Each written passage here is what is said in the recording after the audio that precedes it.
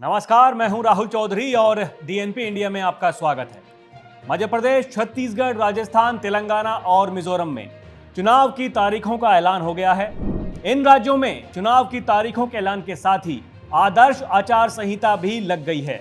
3 दिसंबर को पांचों राज्यों में वोटों की गिनती होगी और नतीजे आएंगे। वहीं 5 दिसंबर तक चुनाव आयोग को पूरी चुनावी प्रक्रिया पूरी करवा लेनी होगी। आचार संहिता के नियम होते हैं और उनका उल्लंघन करने पर सख्त कार्रवाई भी की जाती है। नियम का पालन करवाने की जिम्मेदारी चुनाव आयोग की ही होती है। अगर कोई भी राजनीतिक दल या नेता नियमों को तोड़ता है तो उसके खिलाफ आदर्श आचार संहिता के तहत कार्रवाई होती है। देश में किसी भी चुनाव को निष्पक्ष और स्वतंत्र ढंग से संपन्न कराने के लिए चुनाव आयोग ने नियम और शर्तें तय की हैं। इन्हीं नियमों को आचार संहिता कहते हैं।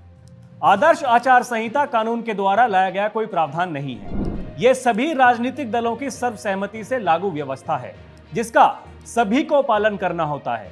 आदर्श आचार संहिता की शुरुआत सबसे पहले साल 1960 में केरल विधानसभा चुनाव में हुई थी, जिसमें इसके तहत बताया गया था कि उम्मीदवार क्या कर सकता है और क्या नहीं कर सकता।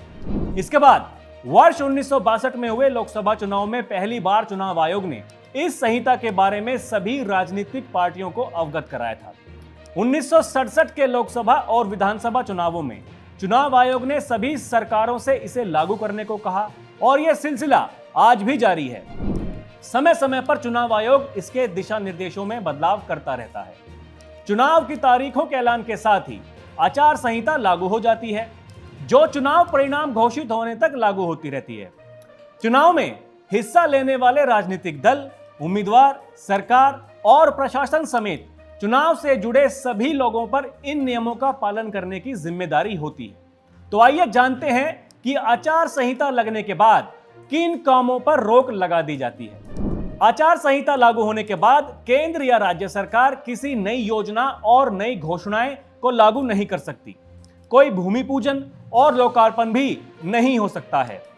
चुनावी तैयारियों के लिए सरकारी संस्थानों का इस्तेमाल नहीं किया जा सकता। सरकारी गाड़ी, बंगला, हवाई जहाज आदि का उपयोग भी चुनाव प्रचार में नहीं हो सकता है। आचार संहिता लागू होते ही दीवारों पर लिखे गए सभी तरह के पार्टी संबंधित नारे और प्रचार सामग्री हटा दी जाती है। होर्डिंग, बैनर और पोस्टर्स भी हटा दिए जाते हैं।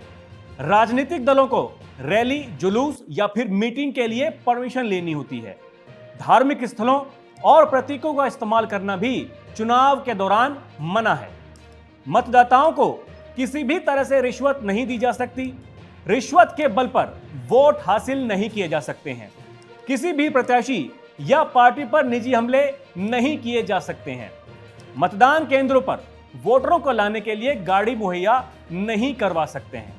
मतदान के दिन और इसके 24 घंटे पहले किसी को शराब वितरित नहीं की जा सकती है। आचार संहिता लागू होते ही सरकारी कर्मचारी चुनावी प्रक्रिया पूरी होने तक निर्वाचन आयोग के कर्मचारी बन जाते हैं। वो चुनाव आयोग द्वारा जारी किए गए निर्देशों का पालन करना सुनिश्चित करते हैं। अगर कोई इन नियमों का पालन नहीं करता है तो चुनाव आयोग उसके खिलाफ कार्रवाई कर सकता है। उम्मीदवार को चुनाव लड़ने से भी रोका जा सकता है या उसके विरुद्ध एफआईआर भी दर्ज कराई जा सकती है और दोषी पाए जाने पर उन्हें जेल भी जाना पड़ सकता है। तो अभी के लिए इतना ही। अगर आपको हमारी ये इंफॉर्मेशन अच्छी लगी हो तो हमें कमेंट करके जरूर बताइएगा। खबरों का सिलसिला जारी है। आप देखते रहिए डीएनपी इंडिया। नमस्कार।